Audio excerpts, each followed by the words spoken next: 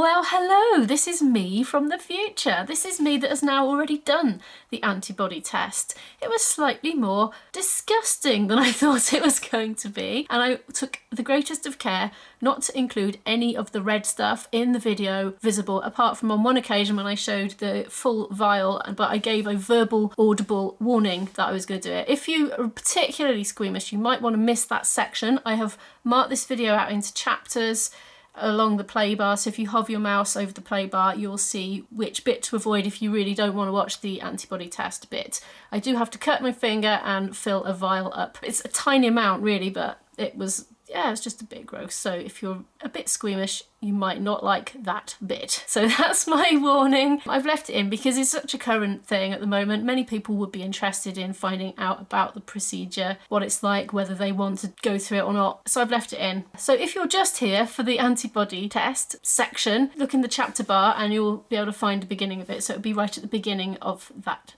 chapter. Also, the timestamps are in the description below. And the time of the test starting is here. I shall put it on screen so you can be very sure. Okay, I'm going to go back to the vlog. Good morning! It's the start of a brand new week. I've just been out in the garden, just briefly putting the compost out, and I discovered something. It has just started to snow. Oh, it's chilly. I'm out in my t-shirt. Look, little bits of snow just landing on the beds there. Things are frozen. Look, there's a big sheet of ice there. Can't help tipping it out to show you. Oh, look at that, it's like a window pane. Oops. I'm going to go in, but I am going to feed the birds because that's empty. They can't reach it once it gets down about that low. I tend to fill it up outside, which is something Pippa from Worm's Eye View channel recommended doing, because if it spills everywhere outside, the birds just come and eat it. They tied it up. Right. Ooh.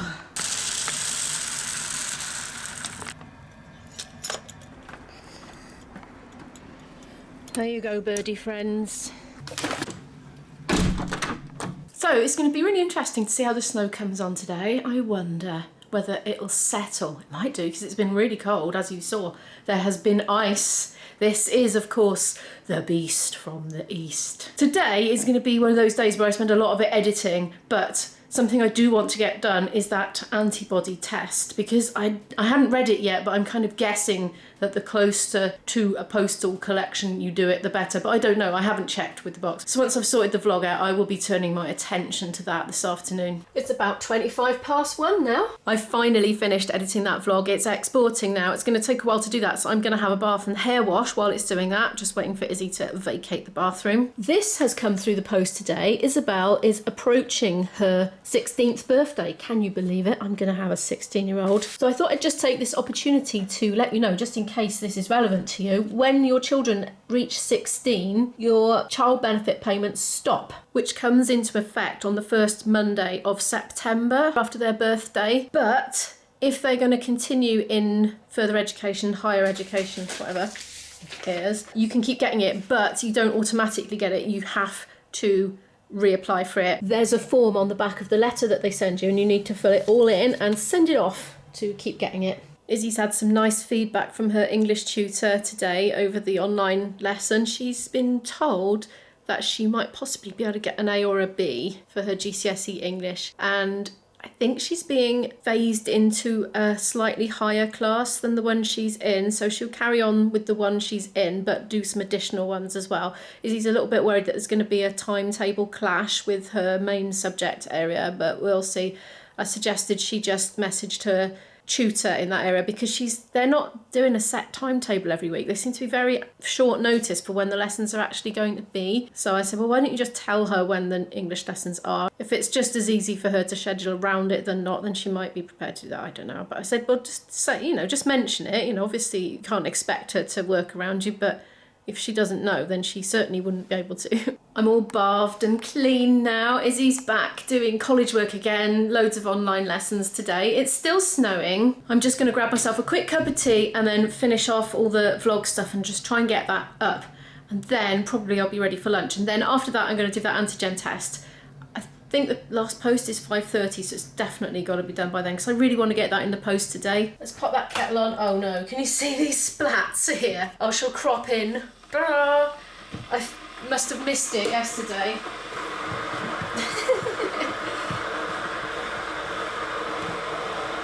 If only I'd have been filming it at the time. I took a big swig of coffee and it must have gone down the wrong hole, and I just didn't even know what was happening, but all of a sudden, without any warning at all, I did a massive cough with a whole mouthful of coffee, and it just went all over the kettle, all in the compost bowl, the food waste bowl, all over the worktop, absolutely everywhere, down the cupboards, on the floor, on me, and oh my goodness. So yeah, I wasn't filming at the time, but that would have made it a great outtake.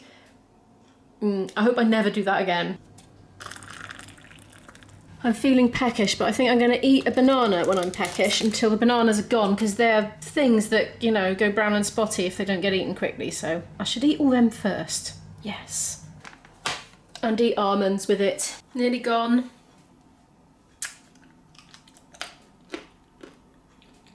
That should be nicely steeped. I tend to give it about 3 to 5 minutes usually. I think everyone's got their unique tea making routine.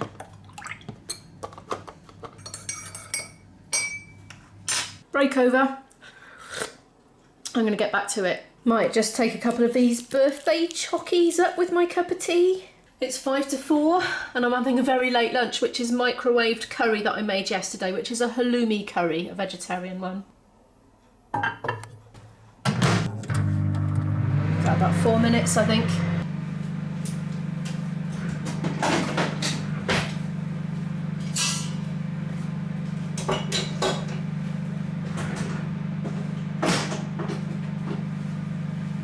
The time has come. I haven't got that long to do it either. I've got about half an hour to do this, so hopefully I can manage to do it in time. I'm going to go through it quite quickly. I won't show you the blood bits, okay? I'll just turn the camera off for those bits. But let's have a look at the instructions. First thing it says to do is to complete this form here, which comes with the thingy. So I'll do that quickly now and I'll put it to one side. Next thing you have to do is fill in this label here so it's ready to go on the vial, but they say not to put it on until you've collected your sample because it will obscure your vision of it. You won't be able to see how far you're filling it up. Then it tells you to make a note of the tracking info. I'm going to do it this way. Save me fiddling around with pen and paper. I was supposed to check I had everything right, doing it all in the wrong order, look. So that's the kit. Let's see what's in it. I'll talk you through. I'm sorry I'm not fiddling around with loads of angles. It's just I need to get this done quick in time for the post. So I'm going to be a bit old school about it. Do it all in one shot. The blood collection tube, that's it. It's quite a small one. That's number 1. It says there's a plaster, ×2. In case you need a couple of goes, I suppose, put on when you've finished. There are 3 lancets actually. Those are them. They're for pricking your finger with. There's a couple of extra ones in case you need to re-puncture. This, you need to put it back into this outer casing to send it off. So that's part of it. The blood label. Oh, I haven't filled that in. I should probably do that. I'll do that in a minute. Moist wipe. Got 2 alcohol-free moist wipes. And we've got 2 alcohol swabs as well. And that's it. I'm just going to turn the camera off and fill out the label that's going to go on the bottle itself, I think. Next thing you have to do is take this out of the case and then poke it into the outside of the case like that and have it so that it's upright. It says to remove the cap, but because I'm faffing a bit with the camera, I'll just wait until the right moment to do that. It says to take the blood from either of these 2 fingers, not the pinky and not the index and not the thumb. It says the best location for collecting a finger prick sample is from the side of your middle or ring finger. Open the pack of lancets. So well, they were already in it, so they're out. Then it says to give your hands a good wash with warm soapy water, and it says it's easier to bleed if your hands are a bit warmer. So that's why it's going to say that. So I'm going to go and do that, and then I'll take the lid off that, and then I shall get to it. I'm back. My hands are all washed in nice warm water. By the way, I really don't want to do this. I'm just being a big girl about it because it's a good opportunity and it's one I don't want to waste. Dry them with a clean, dry towel. I have. That was clean out of the cupboard. Number 7, using the alcohol swab. Clean the selected finger. Oh, which one shall I have? I'll go for that one there. Wipe dry with a clean tissue. Oh, let's get the tissues.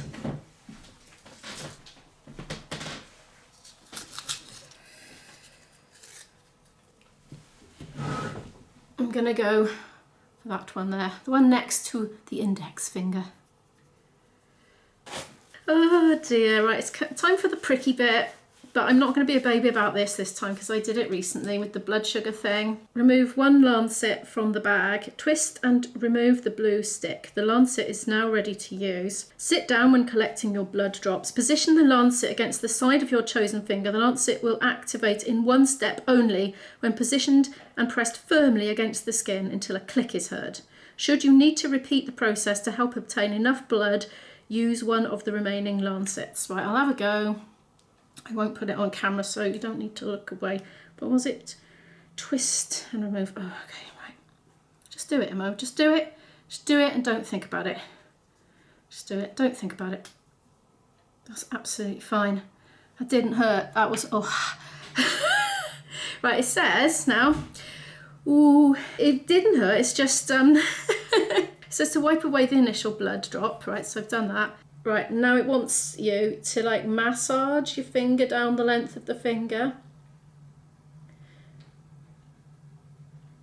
Ugh. Got to go up to the fill line. I am squeamish, so I'm not remotely enjoying this, I can assure you. Oh God, it's going to take me ages.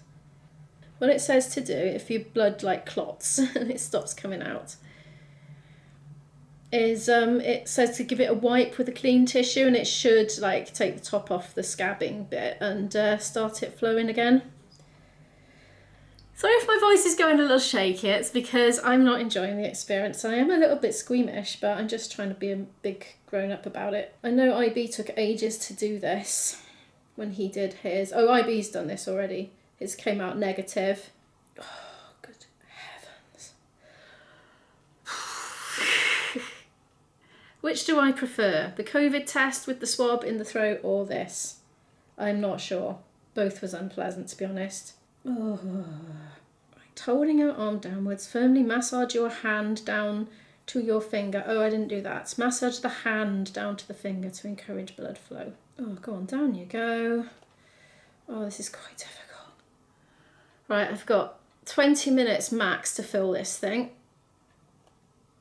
It's making me feel quite queasy because I really don't like bleeding. I'll switch the camera off and I'll tell you when I've done. Okay, I've done it. I've filled it up, I've put the lid on it. Oh my goodness. That was really unpleasant. I feel really like a little bit shaky and pretty queasy now. I had to use the second lancet because the first one dried up. It did. Right, I'll show you the vial. I'm going to count down 3, 2, 1, show you the vial and then take it away again. So if you don't want to see the sample, look away. 3, 2, 1. That's it. It's only very small. See? It's gone. You can look now. Once you've filled up to the top fill line or even just over, stop collecting. Clean the finger with a moist wipe. Oh, I didn't do that. I did it with a dry tissue. Clean the finger with a moist wipe and apply the supplied spot plaster to stop the bleeding. Then push on the cap of blood collection tube securely until you hear an audible click to confirm closure. Well, I already did that first. I just did it without reading the instructions. Once you have replaced the cap, gently invert the collection tube 5 to 10 times. 1, 2.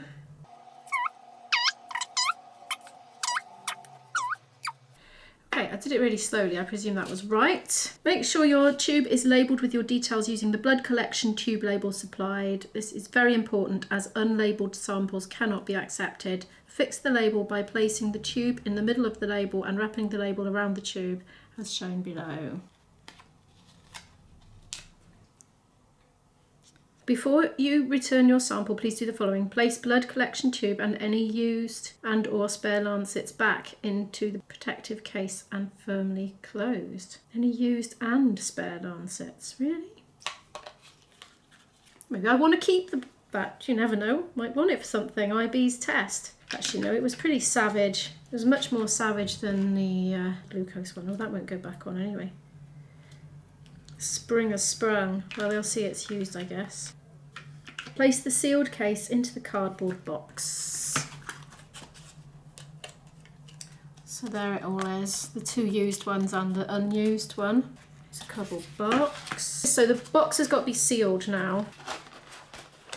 So there is the box all done up, and there's a sealing sticker somewhere. Here it is. Comes with it, so I shall just seal that in the appropriate place. Right, I've got to go in 5 minutes to get that post. It should be okay as long as I'm quick. Now that goes in the envelope, as does the completed form. You're now ready to seal the postal envelope. Please store at room temperature until posted. Please post your sample to the doctor's laboratory as soon as possible, ideally on the same day or within 24 hours of sample collection. From any Royal Mail postbox in the UK. No stamp is required within the UK.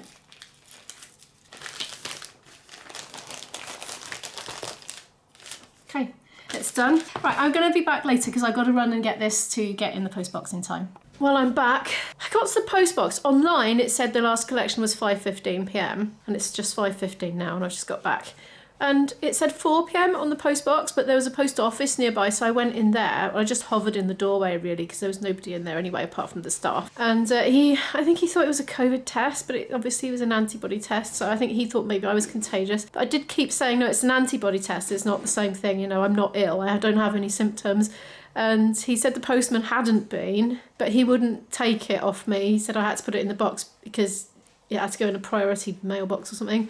Anyway, I went to put it in and it just went thud. And it, you know, there was a resounding thud. It plummeted like a stone, and I could tell by the sound of it that it fell the whole length of the postbox. So I think there had been a collection.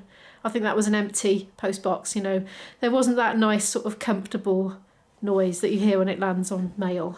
So hopefully it's all right. It's going to be going down to about -2 degrees overnight. Hopefully it's okay. I'm doing this in the wrong order. I'm only putting the plasters on now. I was in such a rush to get out to the postbox though. My fingertips, well, the point where the thing went in is slightly bruised. The tiny little, it's like a slit cut instead of a pinprick, you know. I can imagine it was a tiny, tiny little blade, I think. Obviously didn't see it. I was protected from it by casing, apart from the very second, or microsecond that it went into the finger itself. This could be quite interesting. I need to play my flute shortly, and not sure how easy that's going to be with these on, but anyway. I think it's probably best to just cover them in case they get infected. Oh, go on. Stop it. I can see these coming off quite soon. I'll be getting fed up with them. Yeah, I think I better clean up the mess. Hello, it's about 10 to 11 at night now. I've been editing, I've cooked dinner, we have eaten dinner together. Just want to show you my fingers. They are bruised. Look at that, there's one. I don't know if it's coming out on camera, but there it is. They are painful actually, they hurt when you like put pressure on those bits. Yeah, I gave up playing the flute after about half an hour or so because it kept just reopening the cut and bleeding on the flute, which I thought wasn't very hygienic. Obviously I had to take the plasters off, they just couldn't grip on the keys at all. So yeah, I just didn't do any more today. I did half of the washing up, but that was it as well, but I'm going to go down and tackle the rest of that now shortly. Anyway, if you have enjoyed today's vlog, please give it a like, it really helps the channel to grow and I so appreciate it. And if you're new here and you'd like to follow more of our story, do hit the subscribe button and I'll see you tomorrow. Bye.